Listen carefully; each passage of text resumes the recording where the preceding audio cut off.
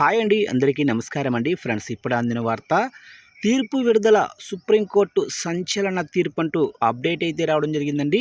అయితే ఇందుకు సంబంధించిన పూర్తి వివరాలు అయితే మన వీడియోలో తెలుసుకుందామండి. అసలు ఏం జరిగింది ఏంటి అనేది వీడియో మాత్రం పూర్తి వరకు చూడండి ఫ్రెండ్స్. అప్పుడే మనకి పూర్తి సమాచారం అయితే తెలుస్తుంది. క్రియేట్ చేయకుండా టాపిక్లోకి వెళ్ళిపోదాము.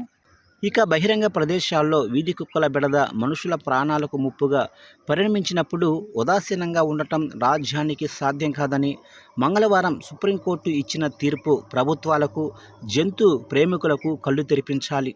మనిషి ప్రాణమా, శునకాల ప్రాణమా, ఏది ప్రధానం అనేది సమస్య తలెత్తినప్పుడు మానవ జీవితమే సర్వోన్నతమైనదని, జీవించే హక్కుకు పూచీ పడుతున్న రాజ్యాంగంలోనే 21వ అధికరణం ఈ విషయంలోనూ వర్తిస్తుందని 3 సభ్యుల ధర్మాసనం తేల్చి చెప్పటం గమనించదగ్గింది.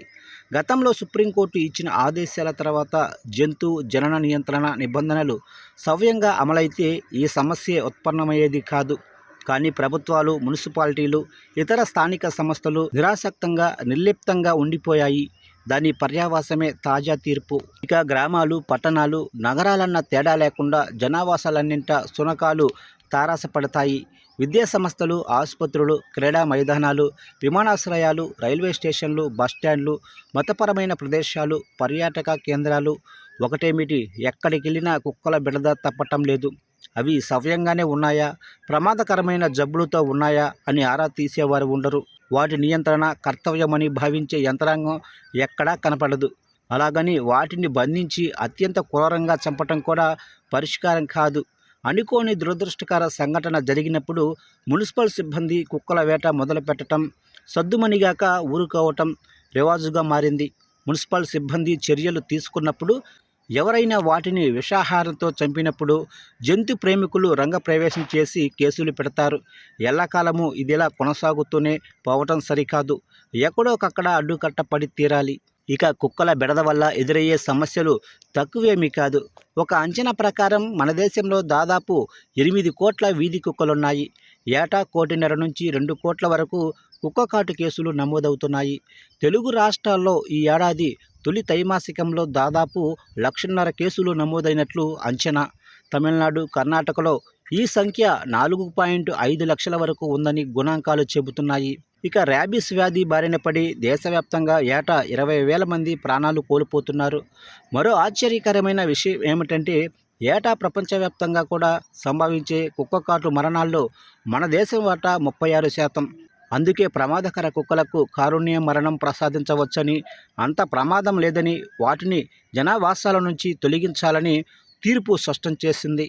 ఇక కుక్కకాట్ల వల్ల సామాన్యులకు, ప్రభుత్వాలకు కూడా ఆర్థిక భారం తప్పటం లేదు. ఇక బాధితులకిచ్చే పీఈసీ వ్యాక్సిన్లకు, ఇంజెక్షన్లకు ప్రభుత్వాలు 100 కోట్లు వ్యయం చేస్తున్నాయి. అయినా వీటి లభ్యత సరిగ్గా లేదు. బాధితుల్లో అత్యధికులు రెక్కాడితే కానీ డొక్కాడని సాధారణ జనం. చిన్న చితక వ్యాపారాల కోసమో, ఉపాధి కోసమో వెళ్ళేవారు, చెత్త ఏరుకొని జీవించేవారు. వీరంతా పనులు మానుకొని ఆసుపత్రుల చుట్టూ తిరుగుతున్నారు. పాశ్చాత్య దేశాలు వీధి కుక్కల్ని నియంత్రించి వాటి బెడద లేకుండా చేయగలిగినప్పుడు మన దేశంలో ఎందుకు సాధ్యపడదు? ఏబీసీ నిబంధనలు పాటించని ప్రభుత్వ విభాగాలను జంతు ప్రేమికులు మరొకరు నిలదీయరు. అది తమ బాధ్యతగా భావించరు. సమస్య ఉగ్రరూపం దాల్చాక చర్యలు మొదలైతే మాత్రం ఆందోళనకు దిగుతారు. వీధి కుక్కల్ని జనావాసాల నుంచి షెల్టర్లకు తరలించాలని నిరుడు ఆగస్టులో సుప్రీంకోర్టు ద్విసభ్య ధర్మాసనం ఆదేశాలించినప్పుడు నిరసనలు వెల్లువెత్తాయి. రాజ్యాంగంలోనే 50A(g) అధికరణం మూగజీవుల పట్ల కారుణ్యంతో మెలగాలని చెబుతోంది. దాన్ని పాటించాల్సిందే. కానీ మనుషుల ప్రాణాలకు ముప్పు కలిగితే పట్టి పట్టినట్టు ఉండకూడదు. సర్వోన్నత న్యాయస్థానం తాజా తీర్పు ప్రభుత్వాల కర్తవ్యాన్ని గుర్తు చేయటమే కాక, అవి విఫలమైన పక్షంలో ఎలాంటి చర్యలుండాలో సూచించింది. అందుకే ఇది ఆహ్వానించదగ్గ తీర్పు.